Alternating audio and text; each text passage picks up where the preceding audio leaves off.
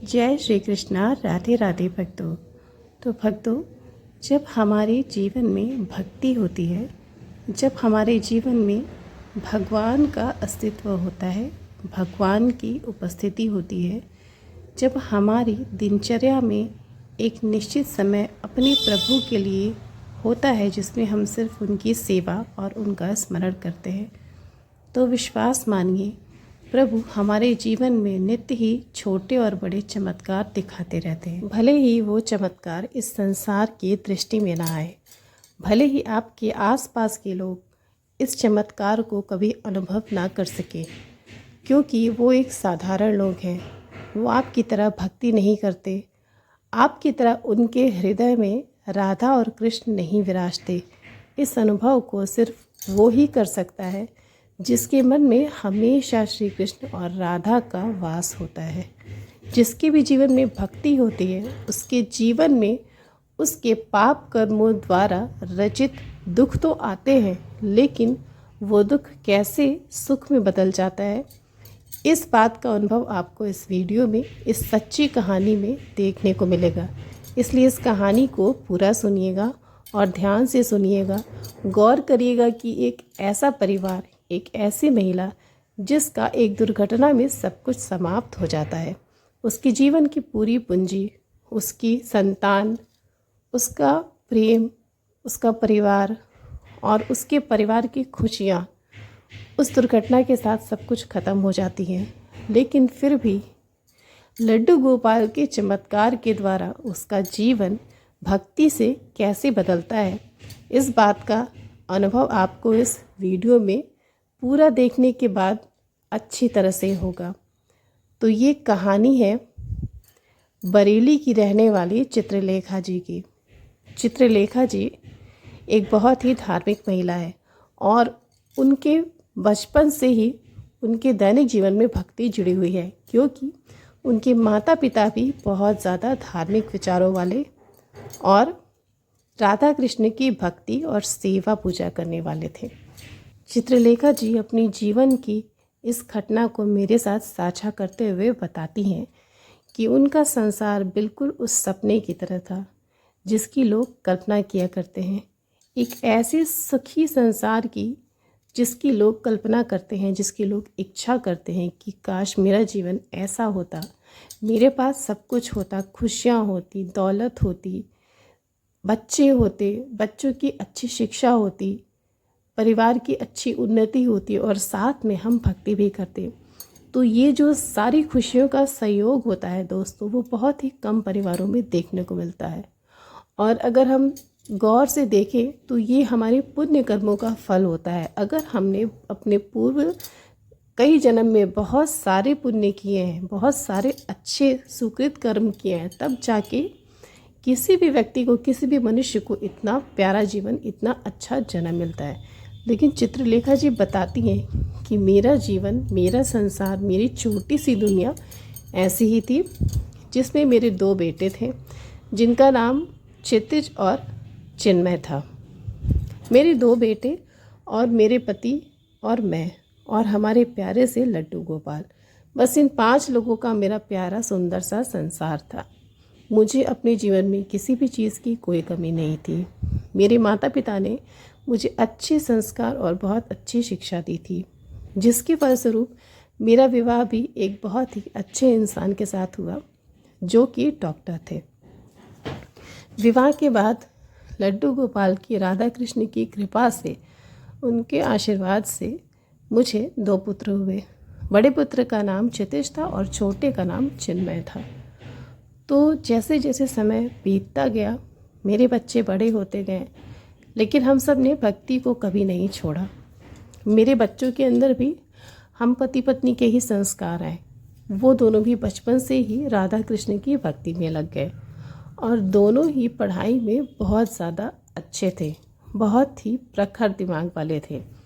इसलिए कभी उन्हें पढ़ाई में कोई भी समस्या नहीं। चित्रलेखा जी बताती हैं कि मेरे पति अर्नव के ऊपर भी भगवान की बहुत बड़ी कृपा थी। वो डॉक्टर तो थे और कोई साधारण डॉक्टर नहीं थे, वो हार्ट स्पेशलिस्ट थे और बहुत ही अच्छे बड़े डॉक्टर थे। बहुत ही अच्छे कॉलेज से उन्होंने पढ़ाई की थी और साथ में ही उनका स्वभाव भी बहुत ज़्यादा दयालु था। उनके अंदर पैसे के लिए ज़रा सा भी लालच नहीं था। वो मरीजों से फ़ीस तो लेते थे, लेकिन बहुत सारा ऐसा चैरिटी और बहुत सारी ऐसी डोनेशन वाली वो संस्था भी चलाते थे जिससे वो गरीब मरीजों की सेवा करते थे। उनके पास ऐसे मरीज़ों की भीड़ लगी रहती थी जिनके पास फ़ीस देने के लिए 1 रुपया भी नहीं होता था। इसलिए वो गरीब और लाचार मरीजों की मुफ्त में इलाज किया करते थे। समाज में रहने वाले बहुत सारे लोग उन्हें बोलते भी थे कि डॉक्टर साहब ये आप क्या करते हैं? आपके साथ के इतने सारे डॉक्टर हैं जिन्होंने अपने जीवन में बहुत पैसा कमा लिया, बहुत नाम कमा लिया, लेकिन आप यहाँ पर बैठ के चैरिटी कर रहे हैं। तो मेरे पति सिर्फ एक बात बोला करते थे कि मेरे अंदर जो भी मेरी खूबी है या जो भी मेरा डायग्नोसिस है, ये गॉड गिफ्ट है, ये मुझे भगवान ने आशीर्वाद के रूप में दिया है। पैसा तो हर कोई कमा सकता है, लेकिन भगवान ने कृपा से, आशीर्वाद से मुझे ये गुण दिया है और इसलिए मैं गरीब लोगों की जो एफ़र्ट नहीं कर सकते हैं, जो गंभीर बीमारियों से मजबूर है, लाचार है और जिनके पास खाने तक के भी पैसे नहीं हैं, वो इलाज कहाँ से कराएंगे? तो उन मरीजों की, उन लाचार लोगों की मैं सेवा करना चाहता हूँ और मुझे 1 भी रुपए का लालच नहीं है। जो भी मेरे हिस्से में आना होगा, मेरे राधा कृष्ण मुझे दे देंगे, मुझे बिल्कुल भी लालच नहीं है। तो मेरे पति भी इस भाव से गरीब मरीजों की सेवा करते थे और जब वो सेवा करते थे तो वो कहते थे कि चित्रलेखा, ये सब करने के बाद मुझे एक अलग सा सुकून महसूस होता है, मुझे बहुत अच्छा लगता है। पैसा कमाना तो बहुत ही आसान है, वो तो सड़क पे चलने वाला कोई भी इंसान पैसा कमा सकता है, लेकिन जो मैं काम करता हूँ उससे मेरे दिल को सुकून मिलता है और कहीं ना कहीं लोग मेरे माँ बाप को भी बोलते होंगे कि इनके माँ बाप ने इन्हें ऐसा संस्कार दिया है, तो इसलिए मुझे ऐसा करना अच्छा लगता है। अपने पति की ये सारी बातें सुन के मुझे भी बहुत अच्छा लगता था, तो मुझे प्रोत्साहन मिलता था इस तरह के कामों को करने में। तो मेरा जो जीवन था वो बहुत सुंदर था। मेरे बच्चे मेरे पति से प्रेरणा लेके उनका भी सपना हुआ कि हम भी डॉक्टर बनेंगे और MBBS करेंगे, मेडिकल की पढ़ाई करेंगे। चूँकि चित्रलेखा जी बताती हैं कि मेरे बच्चे बचपन से ही पढ़ने में बहुत तेज़ थे। उन्होंने कभी ट्यूशन वगैरह नहीं किया और थोड़ी सी मेहनत में उनका सिलेक्शन हो गया। दोनों बच्चों का सिलेक्शन साथ नहीं हुआ और दोनों ने ही दिल्ली के एम्स से मेडिकल की पढ़ाई की। जब उन्होंने मेडिकल के लिए एम्स में एडमिशन लिया तो कोई भी समझ सकता है कि एक माँ के लिए और एक बाप के लिए वो सबसे बड़ी खुशी का पल था। हमें ऐसा लगने लगा जैसे हमारे जीवन आज सफल हो गया। वैसे भी हमारे जीवन में कोई कमी नहीं थी, लेकिन जिस दिन मेरे बच्चे डॉक्टर बन गए तो हम दोनों पति पत्नियों को ऐसा लगने लगा कि हमने जीवन भर जो मेहनत की, जो भी अपने बच्चों के लिए सोचा, वो सब कुछ आज हो गया। वो हमारे सारे सपने सच हो गए। तो अब हमें अपने जीवन में कुछ भी नहीं चाहिए था, हमें सब कुछ मिल चुका था। हमें किसी भी चीज़ की इच्छा नहीं थी और ना ही हमारे मन में कोई लालच था। मेरे दोनों बेटे दिल्ली एम्स पढ़ाई के लिए चले गए। उनकी पढ़ाई में काफ़ी वक्त लगना था, 5-6 साल की उनकी पढ़ाई थी।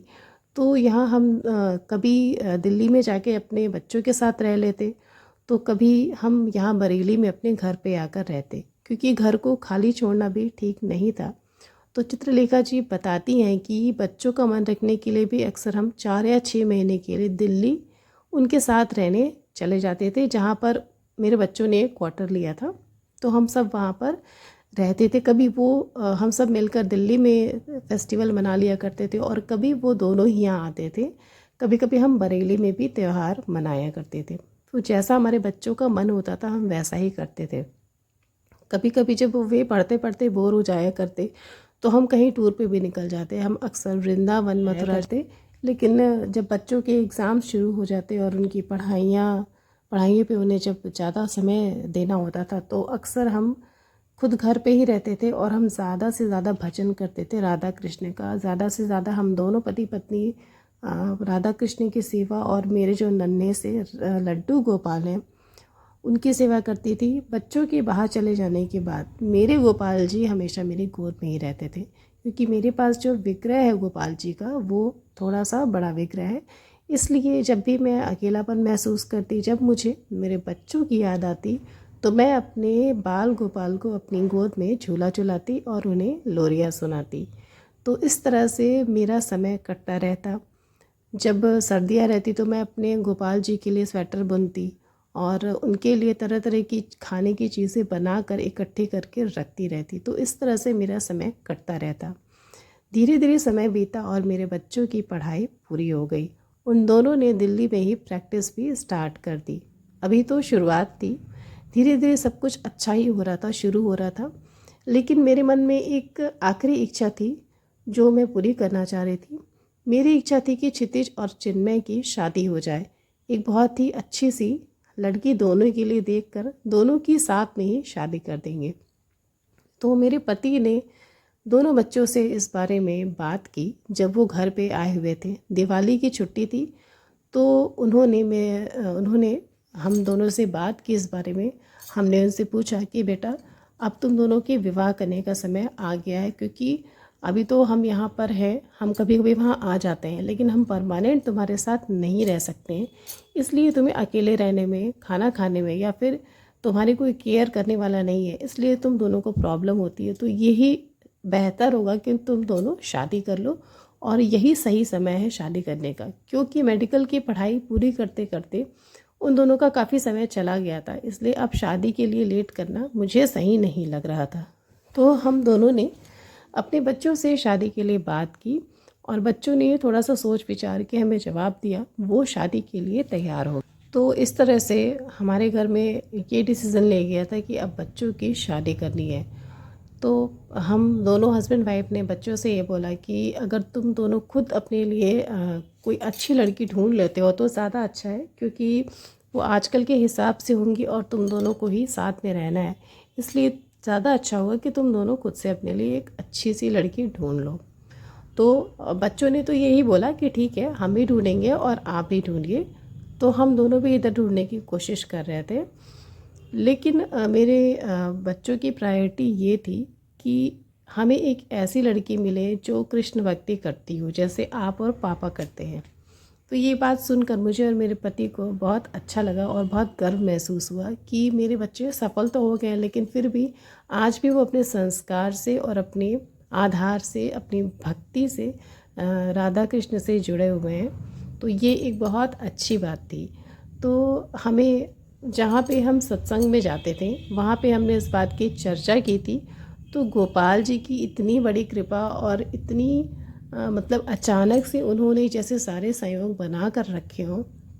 वहाँ से मेरी एक सत्संग की ही मेरी जानने वाली एक बहन थी, उन्होंने मुझे दो बहनों के बारे में बताया जो जिनका परिवार भक्ति में संलग्न था और वो अक्सर ही वृंदावन जाया करते थे। तो वहाँ पे उनकी दो बेटियाँ थीं जो कृष्ण भक्ति में संलग्न थी, भक्ति किया करती थी, भजन किया करती थी। तो उन दोनों के विवाह के लिए मुझे बताया गया। तो ये रिश्ता हमें बहुत अच्छा लगा। हमने अपने बेटों से भी बात किया, तो वो दोनों भी इस रिश्ते के लिए तैयार हो गए। दोनों पक्षों ने एक दूसरे को देखा, सब कुछ ओके हो गया। दिवाली की ही छुट्टी में मेरे बच्चे जब आए थे तो उसी समय ये सारी बात फाइनल हो गई। वे 10 दिन के लिए आए थे और 10 दिन के ही अंदर सब कुछ फाइनल हो गया। फिर वो दिल्ली चले गए।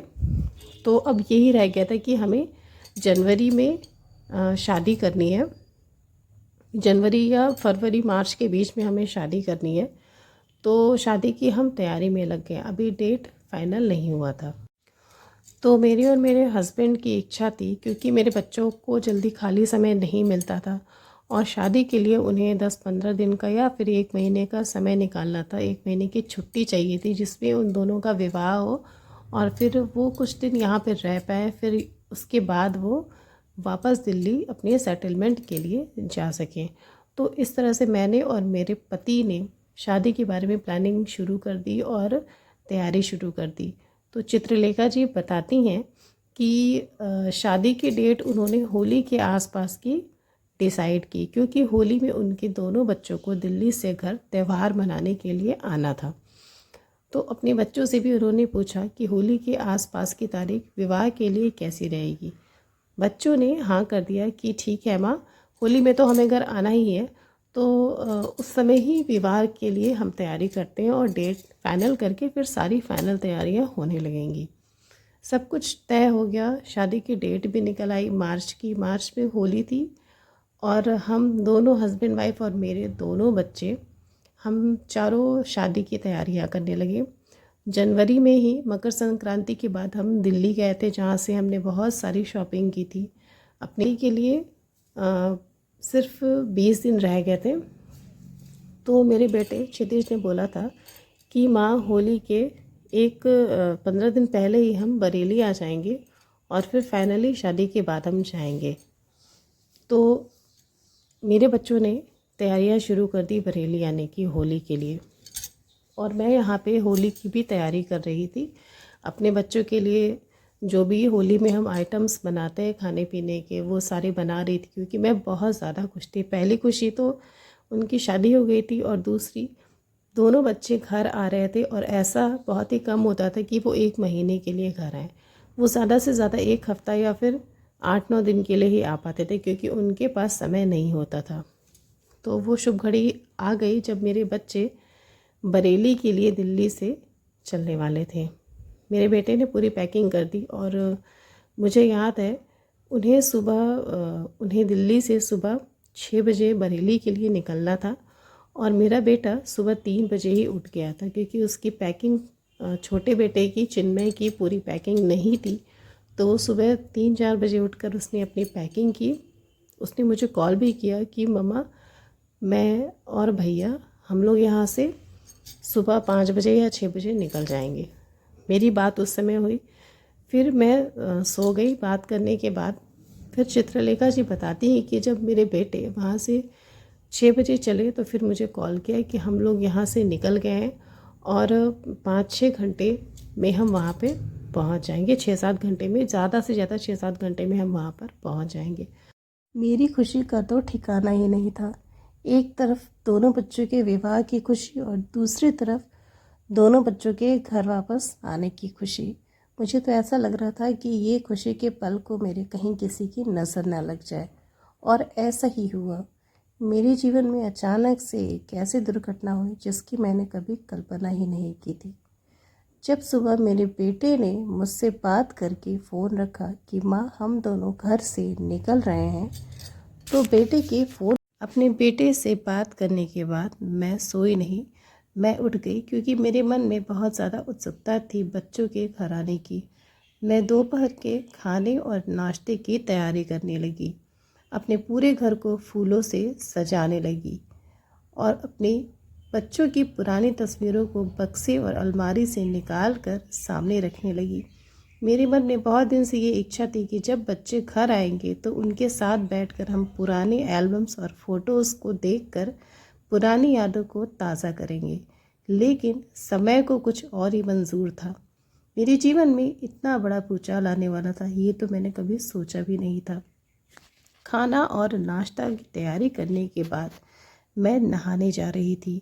दिन के 12 बज चुके थे। अचानक से मेरे मन में ख्याल आता है कि एक बार फ़ोन करके क्षितिज और चिन्मय से पूछते हैं कि वो दोनों कहाँ पहुँचे, उन दोनों ने कहीं खाना खाया या नहीं। मैंने अपने बड़े बेटे क्षितिज को फ़ोन लगाया। फ़ोन लगाते ही क्षितिज मेरा फ़ोन उठाता है। मैंने उससे पूछा कि बेटा, तुम कहाँ तक पहुँचे। क्षितिज ने मुझसे बोला कि माँ, अब बस 1 घंटे का ही रास्ता बचा है। 1 घंटे या 1.5 घंटे के अंदर हम बरेली पहुँच जाएंगे। मैंने अपने बेटे से खाने के बारे में पूछा कि तुम लोगों ने कहीं नाश्ता या खाना खाया या नहीं। तो क्षितिज ने मुझे बोला कि माँ, तुम परेशान मत हो, हम रास्ते में ही नाश्ता खा चुके हैं। तुम अपना काम करो और पहुँचते ही मैं आपको कॉल करूँगा।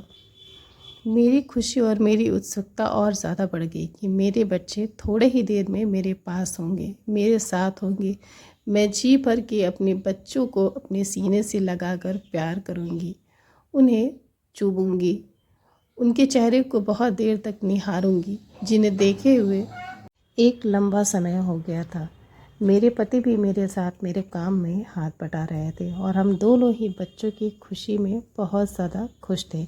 उनकी आने की खुशी में हमने अभी तक नाश्ता या खाना कुछ भी नहीं खाया था। बस हम घर की साफ़ सफाई और लंच की तैयारी में अपने जुड़े बेटे हुए थे। से बात करने ये सब के करने बाद के अपने बेटे से फ़ोन पर बात करने के बाद मैं अपने कमरे में जाती हूँ और मैंने वहाँ से अपना तौलिया उठाया और नहाने के लिए वॉशरूम की तरफ जाने लगती हूँ। जैसे ही मैं वॉशरूम में घुसती हूँ, बाहर से मेरे पति की आवाज़ आती है कि चित्रलेखा, मैं थोड़ी देर के लिए बाहर जा रहा हूँ, मुझे आधे घंटे लगेंगे, तुम आकर दरवाज़ा बंद कर लो। अपने पति की आवाज़ सुनने के बाद मैं बाहर जाकर गेट और दरवाज़ा बंद करने लगती हूँ। अंदर आने पर मैं वापस से वॉशरूम में घुसती हूँ नहाने के लिए, और जैसे ही अंदर जाकर मैं वॉशरूम का दरवाज़ा अंदर से बंद करने लगती हूँ, अचानक से मेरे मोबाइल पर फिर से किसी का कॉल आता है। मैंने दरवाज़ा खोलकर बाहर जाकर फ़ोन उठाना चाहा। मैं बाहर गई और देखा मेरा फ़ोन बेड पे पड़ा हुआ है और मेरे बेटे की कॉल, क्षितिज की कॉल फिर से आ रही है। मुझे ऐसा लगा जैसे मेरा बेटा जल्दी पहुंच गया। मैं देखकर बहुत ज़्यादा उत्साहित हुई। मैंने लपक फ़ोन को उठाया और अपने कान से लगाया। उसके बाद मेरे कानों में जो सुनाई दिया वो सुन के मेरे होश उड़ गए। मेरे पैरों तले ज़मीन खिसक गई। मेरा रोम रोम कांपने लगा और मुझे ऐसा लग रहा था जैसे मुझ पर कोई दुख का पहाड़ टूट पड़ा हो। मेरे हेलो बोलते ही उधर से किसी ने मुझसे बोला कि गाड़ी का एक्सीडेंट हो गया है और आप आकर बॉडी को यहाँ से ले जाइए। इतना सुनते ही मेरी आंखों के सामने अंधेरा सा छा गया और मुझे बहुत तेज़ से चक्कर आने लगा। मैं चाह कर भी फ़ोन पर कुछ बोल या पूछ नहीं पा रही थी। मुझे ऐसा लग रहा था मानो मेरे शरीर से मेरे प्राण को ज़बरदस्ती खींच रहा हो। मैं खुलकर रो भी नहीं पा रही थी और ना ही अपने मुंह से कुछ पूछ पा रही थी। मेरे हाथ से मेरा मोबाइल छूट कर गिर गया और मैं भी नीचे ज़मीन पर गिरकर बेहोश हो गई। थोड़ी देर के बाद मेरे चेहरे पर किसी ने पानी के छींटे मारे। जब मैंने आंखें खोली तो देखा मेरे पति मेरे ज़ुबान पर बस क्षितिज और चिन्मय का ही नाम बार बार आ रहा था। मैं अपने बच्चों के नाम लेकर बड़बड़ाती जा रही थी। मेरे पति इन सारी घटना और इन सारी बातों से अनजान थे। मेरे पति ने मुझे ज़मीन से उठाकर बिस्तर पर लेटाया और पूछा कि चित्रा, क्या हुआ है? तुम ज़मीन पर क्यों गिरी हुई थी? तुम्हारी तबीयत तो ठीक है ना? मैं ज़ोर से रोने लगती हूँ, अपने पति से लिपट जाती हूँ और मैंने अपने पति को फ़ोन उठाने के लिए बोला। मेरे पति ने मुझसे पूछा कि आखिर बात क्या है? किसी का फ़ोन आया था? तुम्हें किसी ने कुछ बोला? मैं बहुत ज़्यादा हाँफ रही थी और बहुत ज़्यादा घबरा रही थी। मुझे ऐसा लग रहा था जैसे तेज़ धड़कन की वजह से मेरा सीना फट जाएगा। मैंने अपने पति से बोला कि क्षितिज और चिन्मय की गाड़ी का एक्सीडेंट हो गया है। मेरे पति बिल्कुल हड़बड़ा गए और उन्होंने मुझसे पूछा कि तुम्हें किसने बताया? क्या फ़ोन आया था? मैंने मोबाइल में अपने पति को दिखाया कि मेरे पास बेटे के नंबर से ही फ़ोन आया था। मेरे पति ने दोबारा उस नंबर पे कॉल किया और वहाँ पर किसी शख्स ने फ़ोन उठाकर बताया कि दोनों लड़कों का गंभीर एक्सीडेंट हो गया है और इनकी गाड़ी पूरी तरह से क्षतिग्रस्त हो गई है। बॉडी को हॉस्पिटल की तरफ ले जाया जा रहा है, लेकिन आप जो भी हैं उनके गार्जियन यहाँ पर जल्दी से जल्दी आ जाइए। चूँकि हादसा बरेली के बहुत पास के एक हाईवे पर हुआ था, इसलिए हम पति और मेरे पति हम दोनों ही 20 मिनट के अंदर उस घटना स्थल पर पहुंच गए। मुझे कुछ भी होश नहीं था। अगर मेरे पति मेरे साथ नहीं होते तो पता नहीं मैं वहां पर पहुंच पाती भी या नहीं। वहां पहुंचने पर हमने देखा कि गाड़ी की स्थिति बहुत ही ज़्यादा ख़राब थी। एक तेज़ रफ्तार ट्रक ने बहुत ही तेज़ कार को टक्कर मारी थी, जिसकी उसी समय डेथ हो गई थी। उन दोनों के चोट सर में आई थी, जिसकी वजह से वो थोड़ी देर भी जीवित नहीं रह सके। जब हम उस जगह पर पहुँचे तो वो सब कुछ देखकर मेरी स्थिति बहुत ज़्यादा ख़राब थी। मुझे बहुत घबराहट हो रही थी और कुछ समझ में नहीं आ रहा था कि ये सब क्या हुआ है, क्योंकि हम दोनों ने कभी भी इस चीज़ की कल्पना नहीं की थी। हम दोनों तो बच्चों के घर आने की खुशी में बहुत ज़्यादा मगन थे और बच्चों के घर आने की खुशी में इतना ज़्यादा व्यस्त थे और इतना ज़्यादा खुश थे कि हमें और कुछ भी नहीं याद था। लेकिन ये मेरे जीवन में होने वाली एक ऐसी दुर्घटना थी जिसने मुझे पूरी तरह से झकझोर के रख दिया था। मेरा और मेरे पति का हरा भरा सुंदर प्यारा संसार उजड़ गया। जहाँ मैं अपने बेटों के विवाह और उनके नए जीवन की शुरुआत की तैयारियों में लगी थी, वहीं पर मुझे ये सब कुछ देखना लिखा था। इसके बारे में तो मैंने कभी कल्पना ही नहीं की थी। उस समय मुझे ऐसा प्रतीत हो रहा था मानो मुझ जैसी अभागन इस पूरे संसार में दूसरी कोई नहीं है। मुझे भगवान पर भी बहुत क्रोध आ रहा था। ऐसा लग रहा था जैसे शुरू से लेकर अभी तक मैंने जितनी भी भक्ति की है उसका कोई मतलब नहीं है, और मेरे मन में बस यही ख्याल आ रहा था कि भगवान नाम की तो कोई चीज़ होती ही नहीं है। ये सब कुछ मिथ्या है, झूठ है। न भगवान होते हैं और ना ही भक्ति होती है। उसके बाद क्या हुआ मुझे आज तक कुछ भी याद नहीं आता। मेरे दोनों बच्चे घर कैसे लाए गए, हम दोनों घर कैसे आए, उन दोनों का अंतिम संस्कार कैसे हुआ, मैंने सब कुछ अपनी इन खुली आंखों से देखा तो था, लेकिन मुझे इतना बड़ा सदमा लगा था कि सच में आज भी मुझे कुछ भी याद नहीं आता कि उसके बाद क्या हुआ था। इस दुर्घटना के होने के बाद मेरे जीने का कारण ही ख़त्म हो गया था। मुझे ऐसा प्रतीत हो रहा था मानो मुझे ज़िंदा रहने का कोई अधिकार नहीं है, और फिर भी मैं जी रही हूँ। मैं हर क्षण कोशिश करती कि किसी न किसी तरह से आत्महत्या कर लूँ और अपना जीवन ख़त्म कर लूँ। जीती भी तो किसके लिए। मैंने और मेरे पति ने अपना पूरा जीवन अपने बच्चों की पालन पोषण और उन्हें अच्छा संस्कार देने में लगा दिया हमने। और जब उनके जीवन में नई खुशियाँ आने वाली थी, उनका एक नया सुंदर जीवन शुरू होने वाला था, तब भगवान ने उनका सब कुछ उजाड़ दिया। मुझसे मेरे दोनों बच्चे छीन लिए। मैं बस यही सोचती रह गई कि हे प्रभु, हे गोपाल जी, तेरी भक्ति करने में मैंने ऐसी कौन सी कमी छोड़ी थी। अगर तू मुझे बता देता तो मैं उस कमी को दूर कर लेती, लेकिन इतना बड़ा दुख, इतना बड़ा सदमा तेरे भक्त को अगर मिले तो क्या वो तेरी कृपा से कम नहीं हो सकता या ख़त्म नहीं हो सकता। तो कैसा भगवान है, तेरी भक्ति, तेरी कृपा कैसी है। मुझे बस यही लग रहा था कि भगवान नाम की चीज़ इस पूरी सृष्टि में कहीं है ही नहीं, सब कुछ मिथ्या है। 6 महीने ऐसे बीते जैसे मुझे कुछ मालूम ही ना हो। इसके बाद ना तो मुझे अपने शरीर का होश था और ना ही अपनी चेतना का। मेरे पति ने मुझे पूरी तरह से संभाला। पूरे 6 महीने तक मैं बिस्तर पे ही पड़ी रही। मुझे कुछ भी नहीं पता था कि मैं अपने डेली के काम कैसे करती हूँ, लेकिन मेरे पति ने मुझे बहुत ज़्यादा संभालने की कोशिश की। 6-7 महीने तक मैंने न पूजा की, न ही लड्डू गोपाल की सेवा की, और जब भी मैं लड्डू गोपाल की तरफ देखती मुझे एक अजीब सी चिढ़ होती उन्हें देखकर। बस यूँ ही लगता कि मेरी भक्ति और भगवान में कुछ भी सच नहीं होता है। बहुत सालों तक, बहुत दिनों तक मेरी डिप्रेशन की दवा चली थी।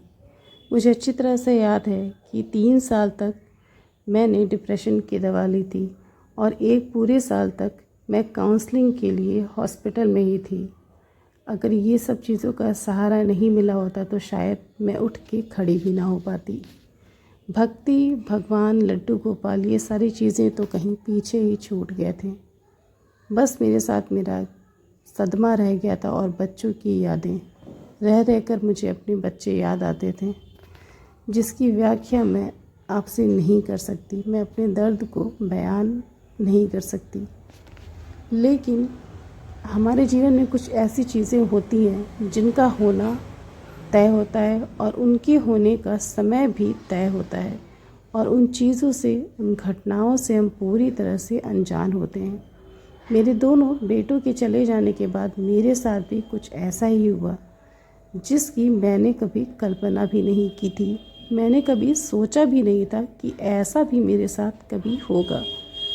या तो ये लड्डू गोपाल की कृपा कहिए या तो मेरे प्रारब्ध। एक लंबे समय के बाद जब मैं अपने काउंसलिंग और साइकोलॉजिकल ट्रीटमेंट के बाद अपने घर बरेली लौटी, तब मेरी थोड़ी सी इच्छा हुई कि मैं फिर से अपने घर का ध्यान रखूं।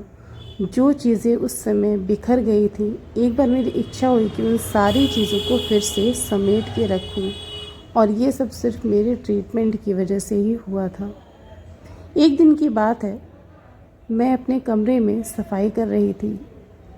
तभी झाड़ू लगाते समय मुझे पलंग के नीचे मेरे लड्डू गोपाल गिरे पड़े मिले।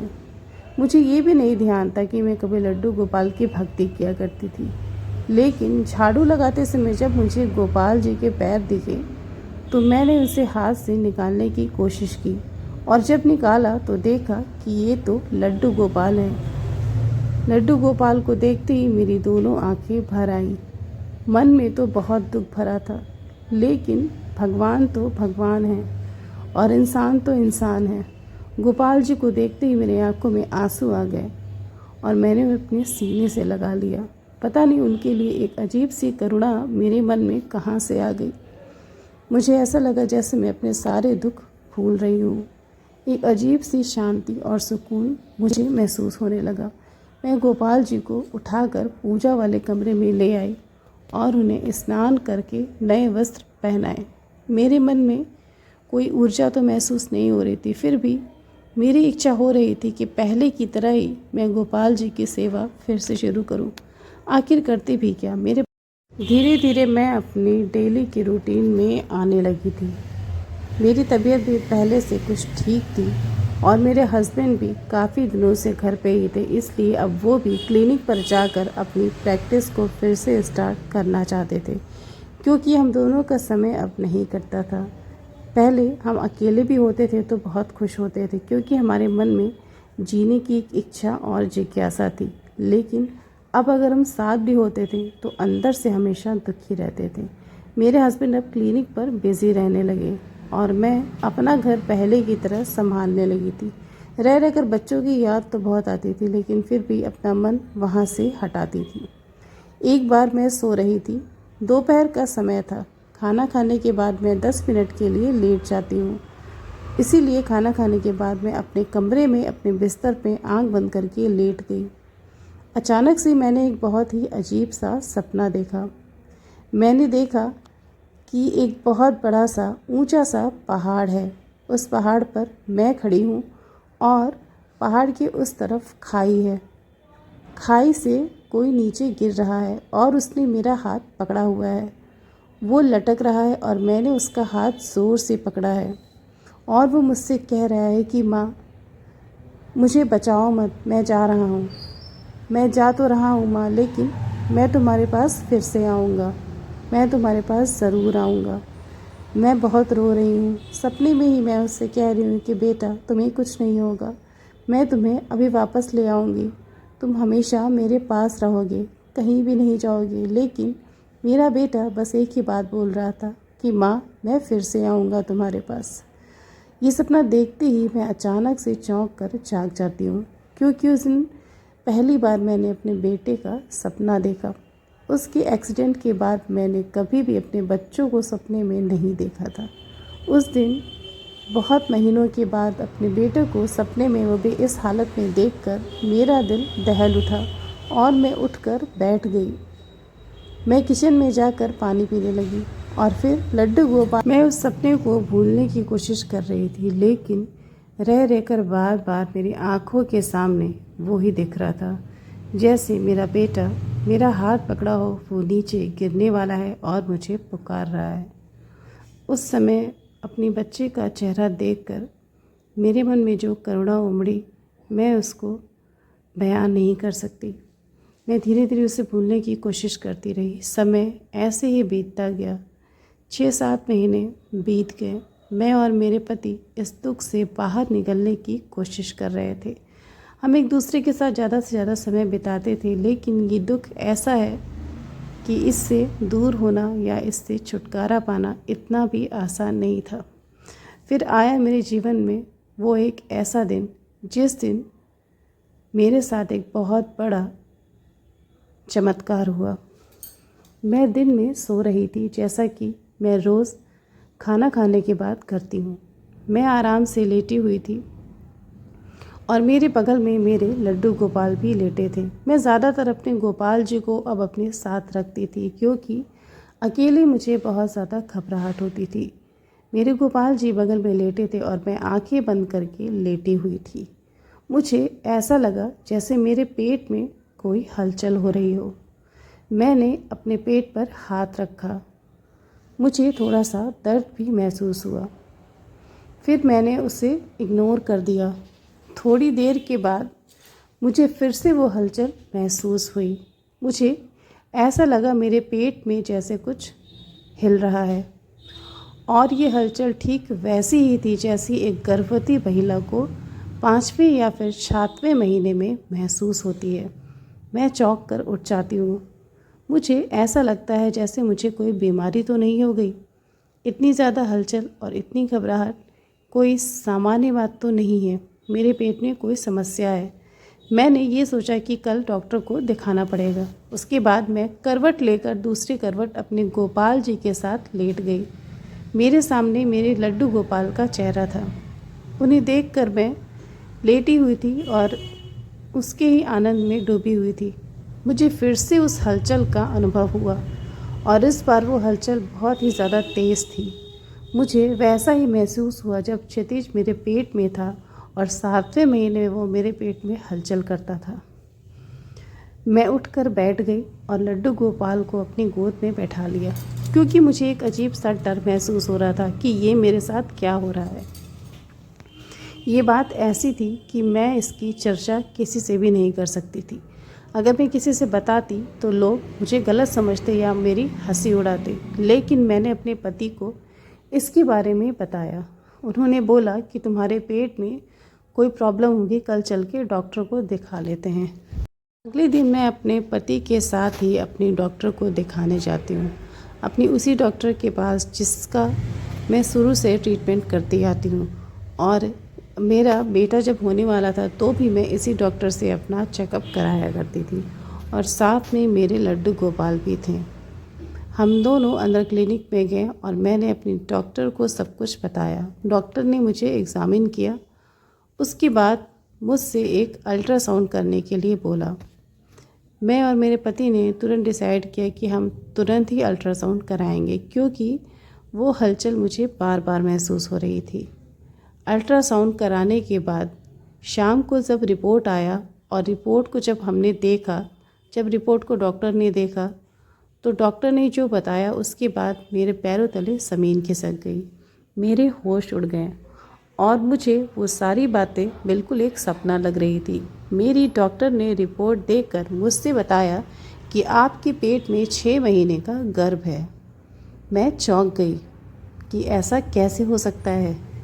मैं अपनी डॉक्टर को एकटक देखती रह गई और वो मुझे, क्योंकि उस समय मेरी उम्र 60 वर्ष हो चुकी थी और ऐसा होना असंभव था, लेकिन फिर भी मेरे सामने और डॉक्टर के सामने अल्ट्रासाउंड की सही और सच्ची रिपोर्ट थी जो झूठ नहीं बोल सकती। मैंने फिर से अपनी डॉक्टर से एक बार पूछा कि डॉक्टर, आप एक बार अच्छे से फिर से रिपोर्ट को देख लीजिए और एक बार फिर से मेरा चेकअप कर लीजिए, ऐसा कैसे हो सकता है। डॉक्टर ने मुझे बैठने के लिए बोला और मुझे समझाने की कोशिश की। डॉक्टर ने बोला कि आप घबराइए मत और ये बिल्कुल सही बात है, रिपोर्ट्स बिल्कुल सही और मैंने भी आपको चेक किया है, आपको वही समस्या है जो इस रिपोर्ट में है। ये रिपोर्ट बिल्कुल सही है, इसमें कुछ भी गलत नहीं है। मैंने अपनी डॉक्टर से पूछा कि ऐसा कैसे हो सकता है। मेरी डॉक्टर ने मुझे समझाया कि ऐसा कभी कभी अपवादिक तौर पे हो जाता है, लेकिन बहुत ही कम लोगों के साथ होता है। हालांकि इसमें कोई समस्या नहीं है। आपके गर्भ में जो बच्चा है वो पूरी तरह से स्वस्थ है और आपकी गर्भावस्था का 6वां महीना लग चुका है।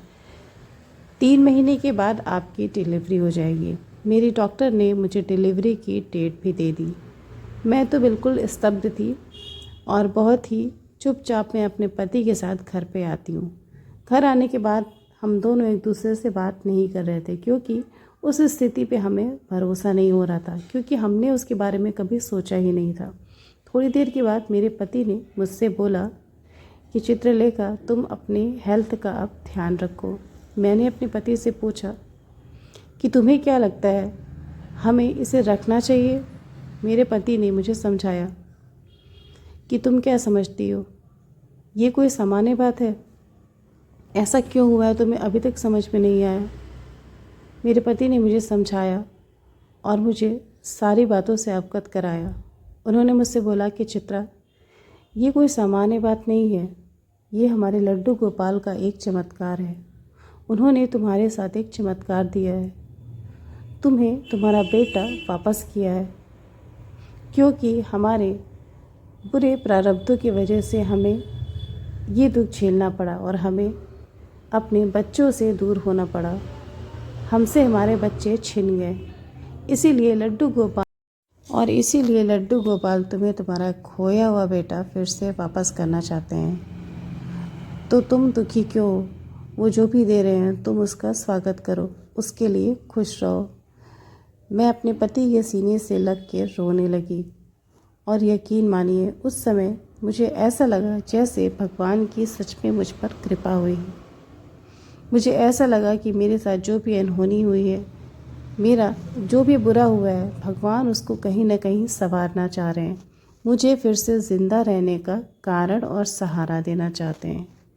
धीरे धीरे मैं अपने आप को संभालने लगी और 3 महीने के बाद मेरी डिलीवरी हुई। मुझे जुड़वा बच्चे पैदा हुए और दोनों ही बेटे थे। मुझे ऐसा लगा जैसे मेरे क्षितिज और मेरा चिन्मय मेरे पास वापस आ गए हैं। रेखा जी कहती हैं कि अब आप खुद ही बताइए, ये चमत्कार नहीं है तो और क्या है? ना तो मेरी ऐसी अवस्था थी, ना तो मेरी ऐसी एज थी, ऐसी उम्र थी कि मैं माँ बन सकूं। फिर मेरे साथ ऐसे कैसे हो गया? ये बहुत बड़ी आश्चर्यजनक बात है और मेरे लड्डू गोपाल की, मेरे राधा कृष्ण की मुझ पर असीम कृपा है। मैं अगर लड्डू गोपाल की पूजा और सेवा नहीं करती तो शायद मैं आज एक जिंदा लाश होती, लेकिन उनकी कृपा की वजह से मेरा उजड़ा हुआ संसार फिर से बस गया और आज मैं फिर से अपने क्षितिज और चिन्मय का पालन पोषण कर रही हूँ। भगवान हमारे प्रारब्धों को, हमारे बुरे कर्म के फलों को तो कभी नहीं काट सकते दोस्तों, लेकिन अगर हमारी भक्ति और सेवा सच्ची होती है, अगर हमारा मन साफ होता है, हमारे मन में किसी के लिए छल कपट नहीं होता है, तो वो उससे कहीं ज़्यादा हमें देते हैं जितना हमसे छिना होता है। इसलिए अगर आप भी लड्डू गोपाल की भक्ति करते हैं, इसीलिए अगर आप भी लड्डू गोपाल की सेवा करते हैं, पूजा करते हैं, तो एक बात ज़रूर याद रखिएगा कि आप भले ही उन्हें भूल जाइए, लेकिन वो अपने भक्त को ना तो कभी भूलते हैं और ना ही कभी विपत्तियों में अकेला छोड़ते हैं। जय जय श्री राम।